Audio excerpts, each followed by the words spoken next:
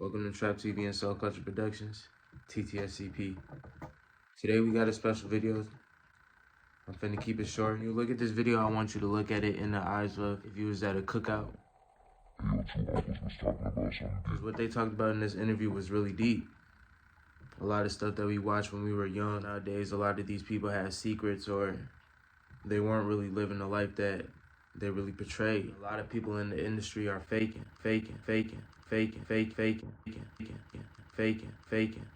A lot of people in this world that a lot of people glorify or a lot of people watch nowadays.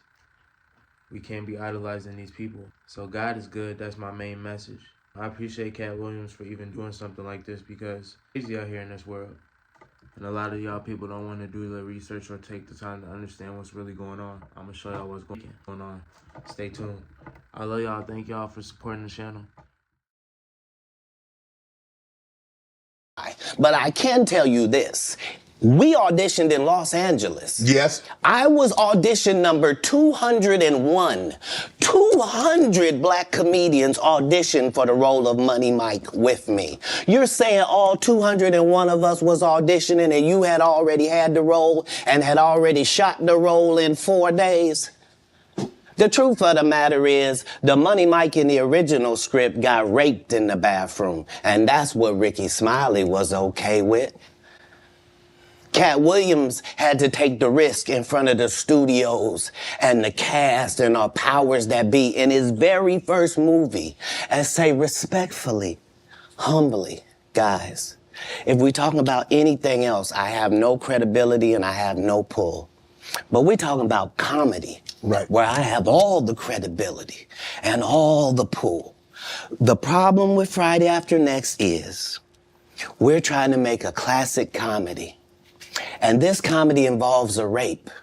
And rape is never funny, no matter who it happens to or what the circumstances are. If you would allow me to allow us to do this movie without a black man getting raped in it, I promise you that it will be twice as funny as it would be with him getting raped. So considering that's the real story, why would you bring up that story?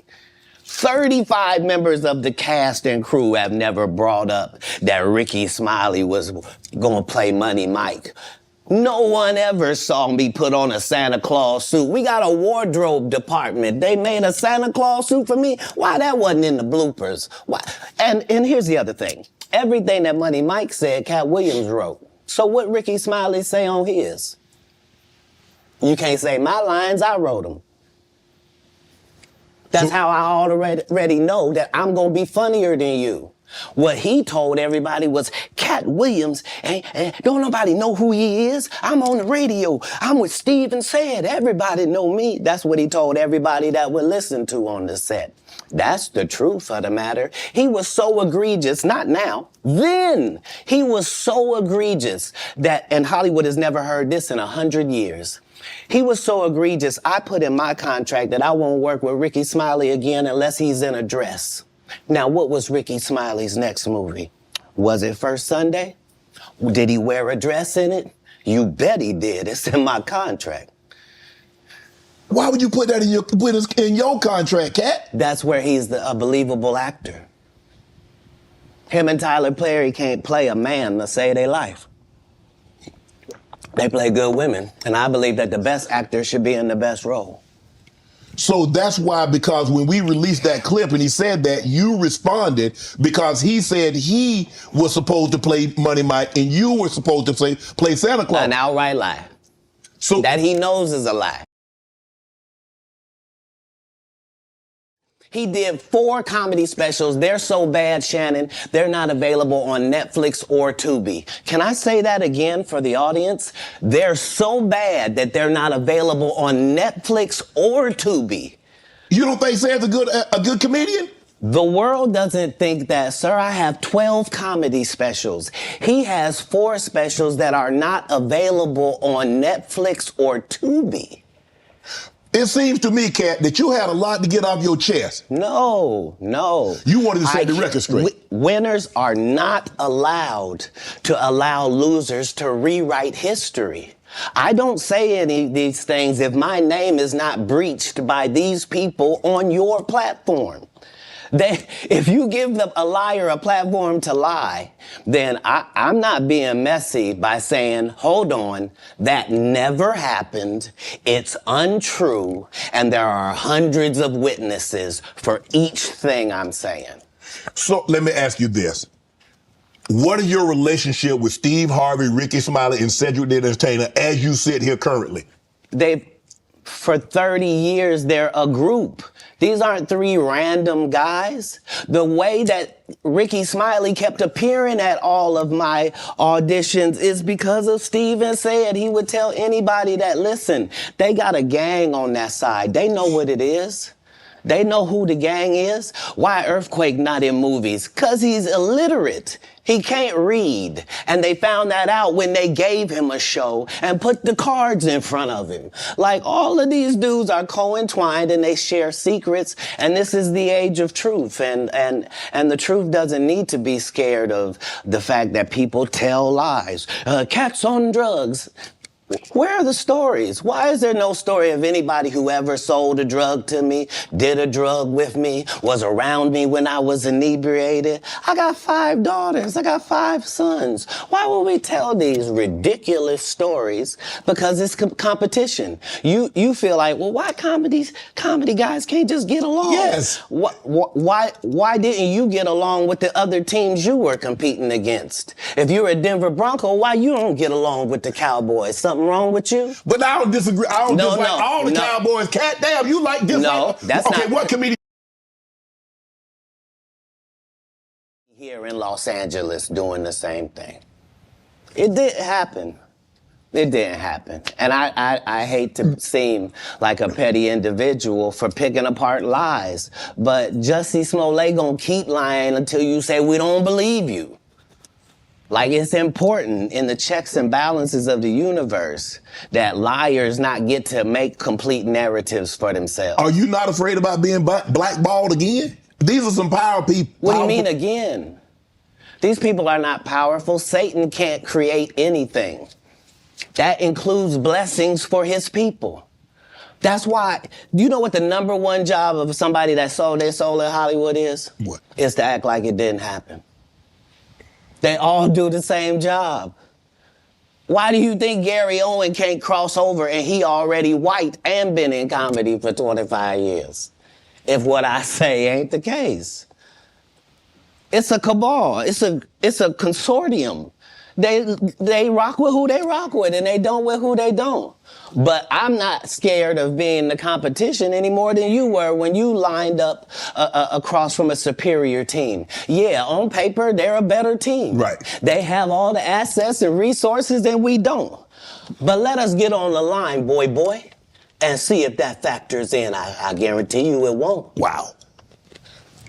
Because Shannon Sharp got to be a different person than that other person. Absolutely. And he always was. That doesn't change when I change teams. That remains the same. That's how a legacy is built. So all of these shortcut takers, they canceled me for talking about Harvey Weinstein before the thing came out, but he offered to suck my penis in front of all my people at my agency.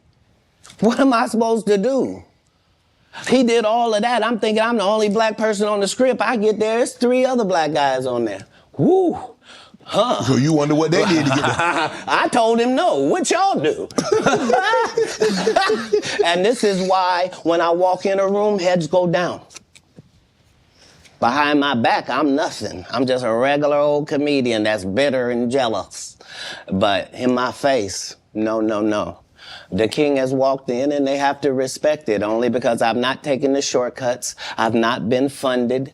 They pay you to not talk about things they don't want you to talk about.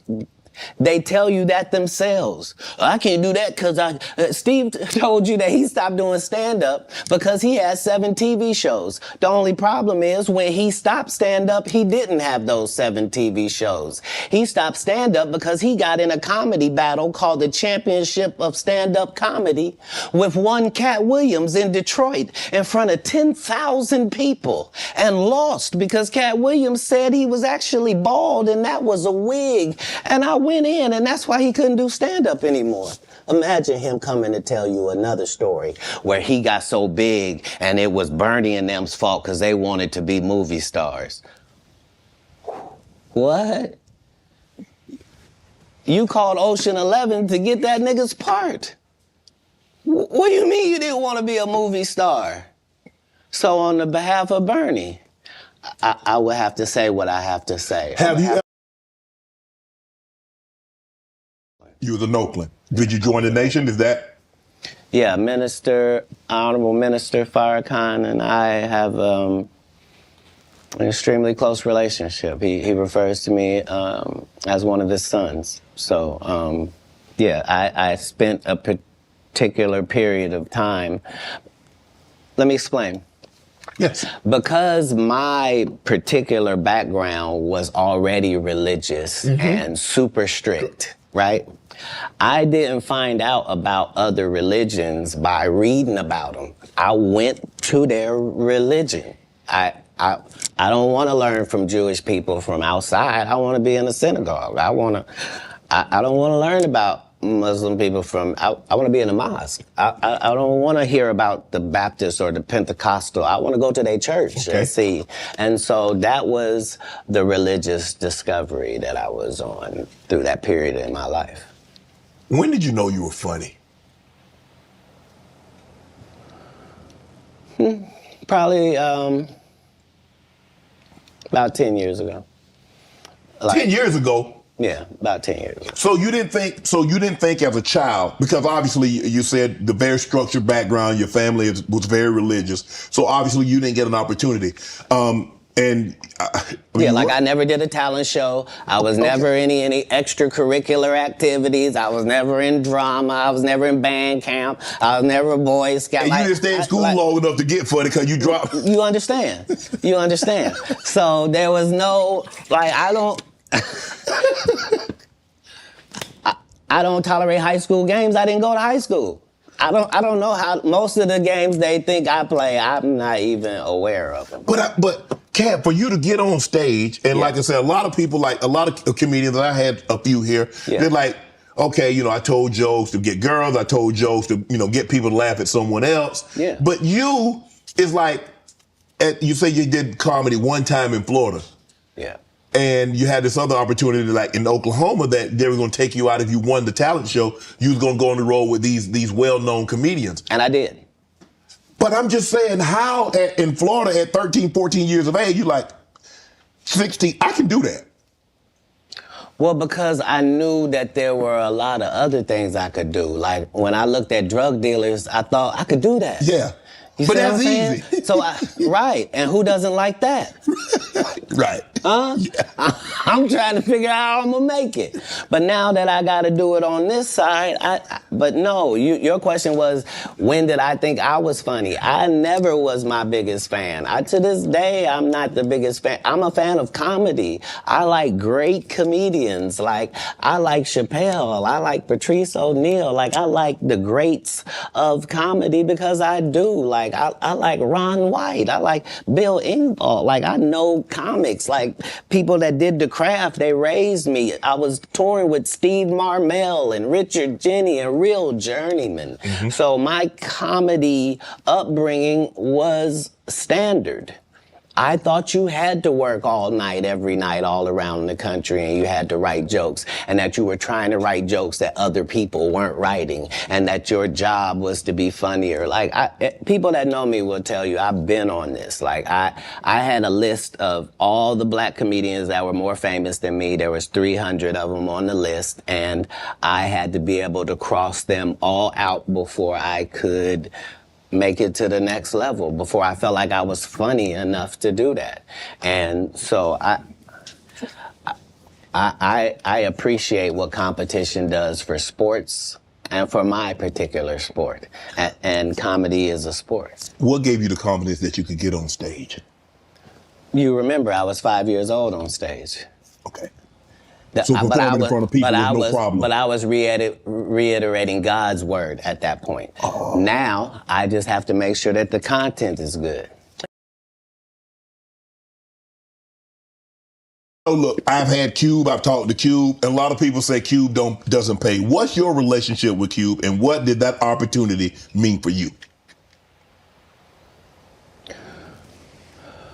Well, the ungrateful bastards that would say anything about Cube's payment, you shouldn't even talk to them anymore. Like, you don't go to Goodwill, you don't go to a Goodwill thrift store and go, look at all this cheap ass shit. Why don't you shut up? Why don't you shut up? You could have went to Hermes. Why you didn't go to Balenciaga? Why you didn't get a bowl of the Balmain? You want to have that conversation? Right. What you mean, the independent black dude who's filming it partly out of his fucking pocket? What you mean he didn't pay you enough? They weirdos. Weirdos that felt like they earned the opportunity because they were big. No, yeah. I understood. That ain't no $200 million movie. Well, I mean, how much did you expect you was gonna make? Well, I made enough to get them teeth fixed just like you did. Yeah. So it was no harm, no foul. I knew that I was gonna go from there, and there was no turning back for Katt Williams. Well, here's the thing.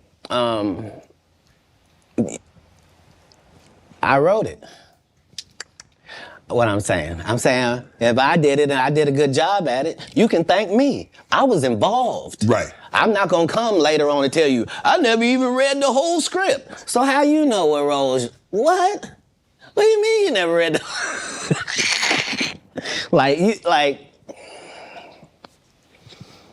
the these guys' whole job is to present something, unfortunately. And I'm just not a presenter.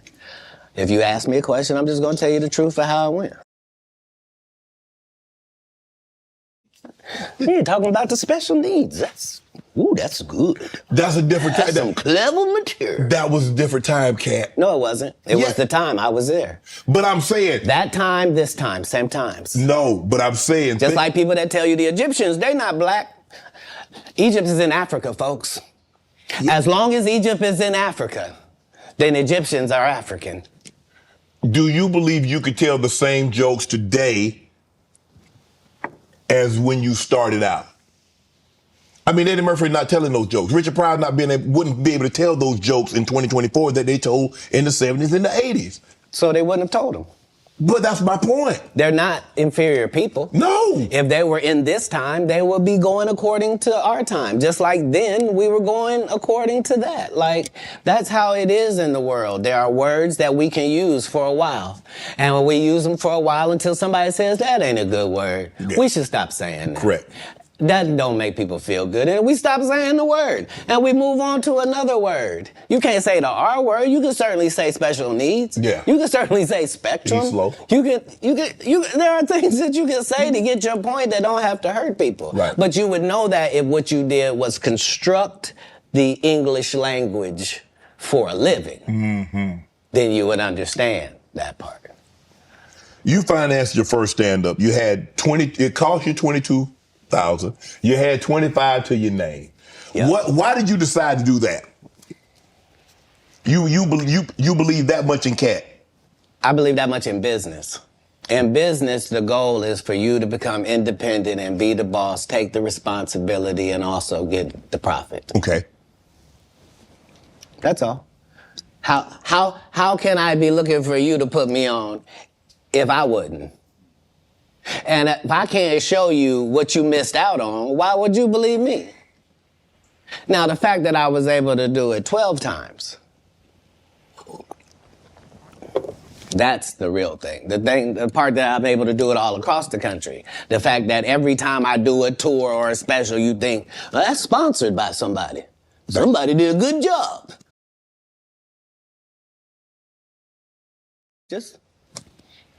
Just the guy they're kicking around. Just the one who might mentally not be all there. He's the one picking the outfits, writing this guy's material, booking the shows, making sure he gets there. He's the one hiring the other comedians.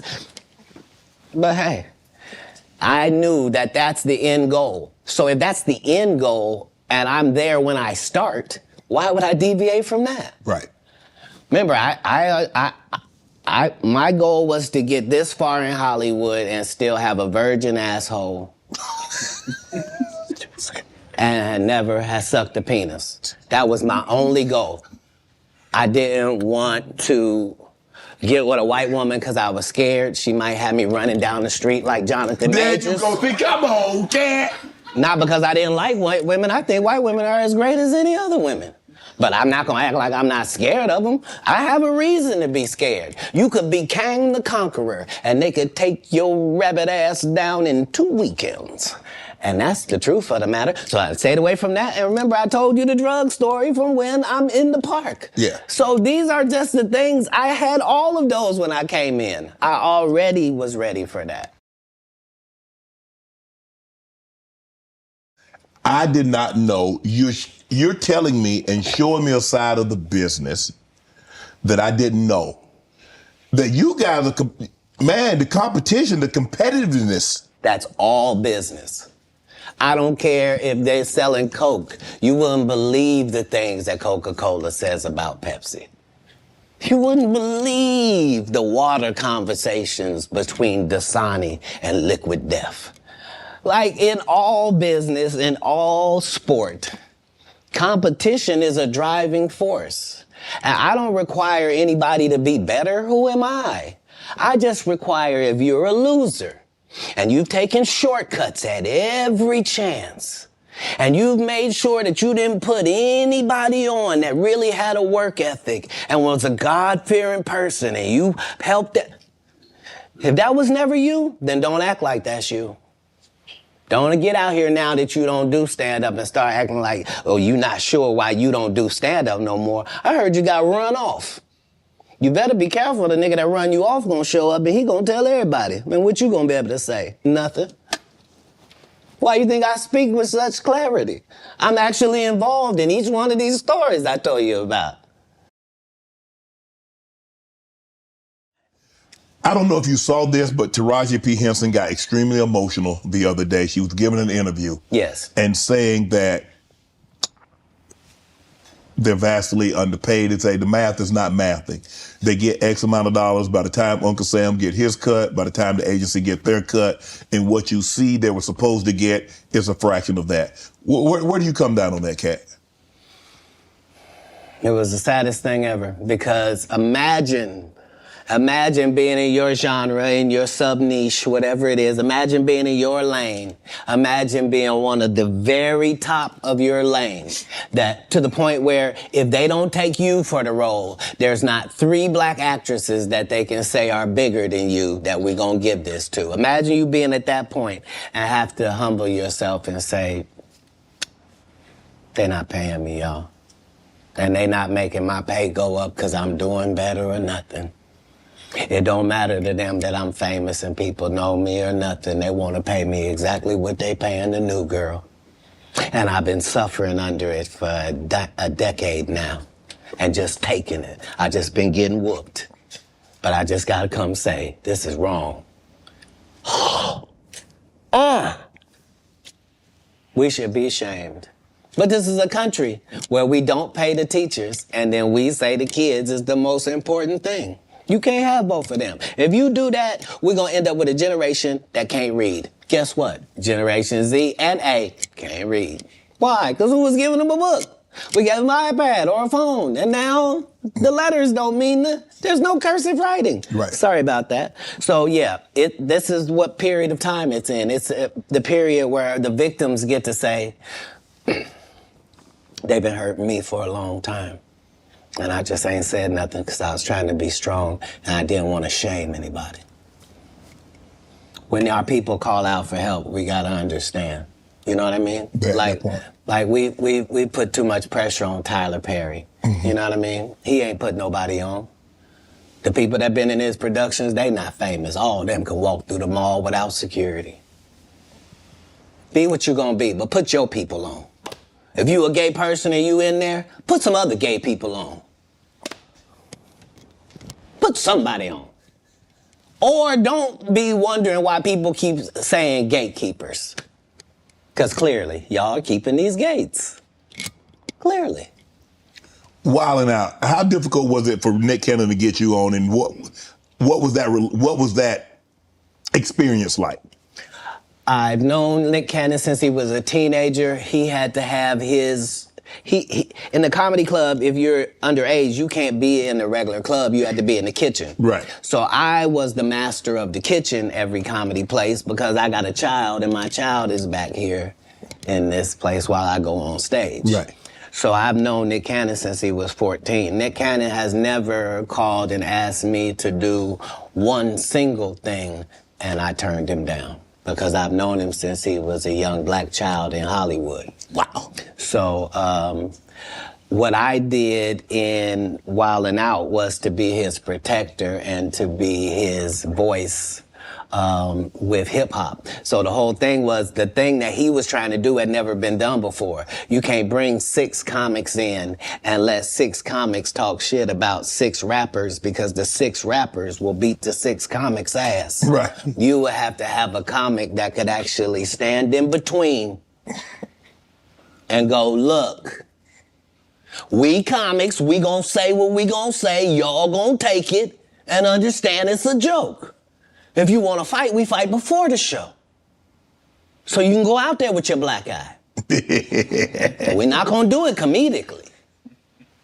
This is what needed to take place in order for it to be successful, which is why it had already aired and didn't work. And then suddenly when it comes back with me, it suddenly works. Because respect has to be in there as well. If you're trying to do it with Kevin Hart, you and him going to get run over. You a teenager, he 5'2". Like, what's gonna happen? Who are some of your favorite young comedians? I haven't seen a young comedian I don't like. If you name any of the young comedians, I'm aware of all of them, and they're all doing a great job. It doesn't matter if it's Country Wayne or Desi Banks. It doesn't matter if it's Carlos or Chico. It doesn't matter if it's DC or Just Hilarious. It really doesn't matter once we go to the young part. Katt, but how have you been? I mean, bro, every time they try to put you down, they try to put you to the back. Yeah. You bounce up, you move right back to the front. Damn, you like a Super Bowl. You just keep bouncing and you bounce higher. Trampoline skin is something that you ask God for. When I watched you play football, you had it. There's some people that there's really no such thing as hitting Shannon Sharp so hard that he don't want to run the ball the next play. Right, absolutely. And if that's your only goal is to hit him so hard that he don't want to beat him no more, you just out of luck. Yeah, you wasting your time. There's no your coach can't help you. There ain't no pep talk gonna help you. Don't matter about the uniform, your cheerleader, none of that matters. If it ever gets to mano-a-mano, may the best man win. And if you've been living your entire life trying to be the best man that you can for yourself, then you should feel great about those odds. What do you think about Kanye rants? What's going on with Kanye? From a distance, obviously, I don't know how well you know Kanye. I don't know if you've been around Kanye, but from a distance, what do you suspect's going on? I suspect that we're pretty awful people if we say that somebody got a mental illness and then we watch what they do. If you say somebody got special needs, then why would you be watching them and holding them accountable like everybody else? Wouldn't you grade them on a curve? Wouldn't you go, whew, this guy? Because, I mean, what are we reacting to? What are we reacting to? You're the one that put him in a position where he thought he was God and could call himself Jesus. And you're the one told a guy that writes musical lyrics that he was a genius. Mm-hmm. You're the one that's like, so what do you expect? The guy married a whore. Like, what? Oh, Lord. Like, I didn't mean it like that. I mean, married her because she was one. Not he didn't know. He understood that he wanted that. He courted that. That's what he wanted, to base his family on. She got a good heart, though. I know what you're going to say. Don't you say it, Katt. Don't you say it. I'm gonna move the If conversation. what I'm saying is not correct, then how does she end up with Pete Davidson? I mean, it happens all the time. And what if you weren't even good enough for Pete and he leaves you? What do that mean the product was? No, I don't support or villainize Kanye because I don't understand what it is we want from him. I don't know why we look at a basketball player and say, he didn't score no hockey goals this whole season. He don't play hockey. Kanye don't say nothing I can agree with. Okay. He was the weird guy in the beginning with the pink sweaters when we met him. Like, what do you think moving to a beat of your own drum? This dude started a church and kept cussing. Nobody in black church said nothing. You would have thought all the pastors would have came. You can't be no gospel artist. You just said fuck that bitch. Nobody said nothing. Because T.D. Jakes over there with P. Diddy. Like, man, come on, Katt. Only the guy you had here has been upfront and honest and a man of God and humble and took the L's he had to take and didn't.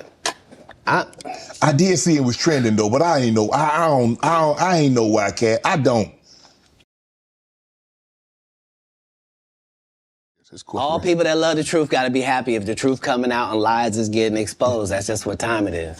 2024, folks. Are you related to Luda? No. So there was a crossroads where we were both invited to an Illuminati thing, and it had to be one or the other of us, and decisions had to be made. So it was both of us. We were equal. One of us had to cut off all their hair and couldn't do the sideburn thing no more with the points. And the next person they said was going to get $200 million because they were going to pay him $10 million a movie to do 20 movies. And that's how the conversation happened. One of those persons turned out to be Ludacris, and the other person turned out to be Katt Williams. Now, one person ended up with a light-skinned, ugly-faced wife that's never done a... Remember I told you that if I say that, it applied to 7 people? Yes. It's part of what they give you. Okay? I didn't get it. I'm not mad about it. How much money they give? 200? Sir, Fast and Furious is on what number right 10. now? 10 more. 200 million. I might need to get me one of them old women look the same. That's what they all end up saying at the end of the day. Kevin told you he wasn't going to wear no dress until they offered him the dress, and then he put it on. And what did he say after he wore it? I made my own decision. Duh. But you didn't make it before they brought it up, did you? It's okay. It's all right. You have a lot of politics. Never talk about it. I'm not that controversial. Where are we go? Where are we headed, Katt? This is sad. We've never been here before. We've never been at the point where neither option is good for us in real life. No. This is a different conversation. This is, would you rather go back with your ex or would you rather go back with the person before them? Both bad options. Both bad options. Like, one guy can barely put his sentences together and the other guy will put sentences together from whatever he's read or whoever told him. Like, but how do we get here? How do we get here? All division divides. There's no way around that. All division divides. Politics, even in the beginning when our Constitution was drawn up, the two parties was not what they had in mind. No. They always thought that it would be two main and another independent party. They always assumed the independent party would be just as strong as the others. A lot of that just didn't happen. And that's what I've learned more from comedy is that Republicans laugh at the exact same thing that Democrats laugh at. As long as I'm talking to Democrats, I can make them laugh for 1 hour straight about what Republicans do. By the same token, I can go talk to Republicans for 1 whole hour and have them dying about the stuff that Democrats do. But at the end of the day, Who does that? Yeah, your team got an offense and a defense. They not supposed to be enemies. The enemy is the other side. Well, you can't do politics like that. Man, you see this Mark Zuckerberg building this $270 million bunker? If you have $1 billion, we have learned that you can do whatever you want to do. When Elon Musk wants to send things in space, he don't have to ask nobody's permission. Congress don't meet. Senate don't meet. No police department got to be warned. He don't need a permit. None of that. If you got $1 billion, you do what you want to do, and then you tell them what you did. Man. And that's how it goes. What he building a $270 million bunker? What do he know that we don't know, Katt? Kim Jong-un? What? I don't know what you don't know. Do you understand that people that are not very bright are in charge of nuclear bombs all across the country? Mm-hmm.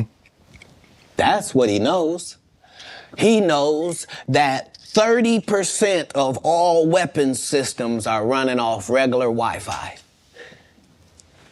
So what does that mean? That means if a solar flare or a meteor hits either one of those, literally a bomb can go off just because the system accidentally got turned off. Yeah, that's what he knows. The people that are in power know that the people that are running the most complicated and deadliest things on the planet are just an average idiot. And you know lots of idiots. I do. Yep. And these people are not special. Back in the day they were. Yeah. Not today. Not today. You say you smoke a little weed. You ever smoke with Snoop? No, yeah, nobody has. That minimum, I mean, nobody does 20 blunts a day like me for 30 years. Like I was the first person to have a weed roller, like somebody whose job it was. Like I haven't rolled a blunt in 20 years. You probably forgot like how. If you go, I'm saying I prefer the saliva of ladies. Oh my goodness. No, understand what I'm saying. If for a blunt, it's necessary for it to get lit, right? And so if you had spent 20 years smoking with dudes, that's a lot of male saliva that you would have just accidentally ingested. I can't. But if I done killed her. I can't be this specimen on that. It takes the saliva of nice ladies on that. But yeah, that's all I do. That's just Do you consider yourself a king of comedy? Where does Katt? No, they consider that. Oh, like when after Bernie left, them same three guys I'm telling you about, the kings. Yeah. Right? Because DL is the greatest. Yeah. There's no DL slander gets tolerated. But they came to me. I was supposed to be the fourth king. I got the offer. Then what happened? But I turned it down. Why? Because you shit on Bernie.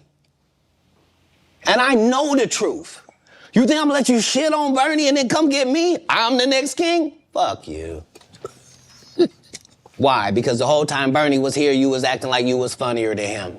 The reason you was supposed to go last is because it was your tour. Tell the truth. It was Steve's tour. Not it was gonna be called the Kings of Comedy, it was Steve's tour. These are the guys opening for him. Of course you gotta close if it's your tour. That's why it was such a big deal. But you couldn't do it, because you can't beat the best. And until you humble yourself, you will forever be kinged by the king. And because you finally did it, because you had no other choice, and now that he gone, you gonna act like, he wanted to be a movie star. You stop it. You stop it. That man was funnier than all of y'all, and y'all thought y'all had one over on him. You thought he was black and ugly, and you were good looking, and he couldn't make it, because you did. And that ain't the way comedy works. The king is the funniest. Period. Every time. And that's why no audience member was ever swayed.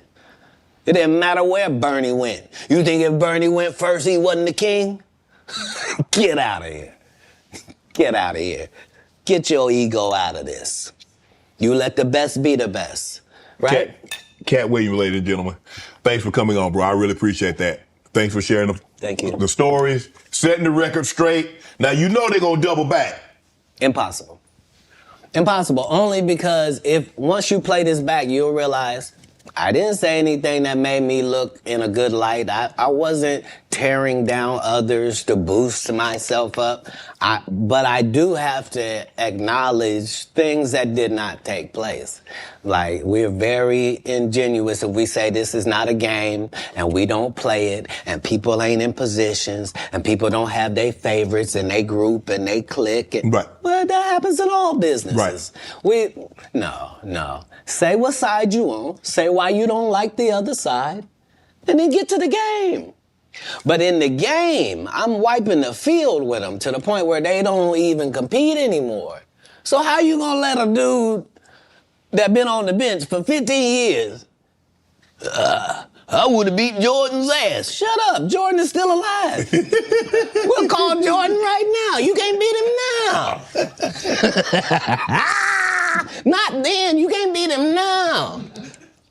Right. Katt Williams. Shannon Sharp. Appreciate you, bro. Appreciate you.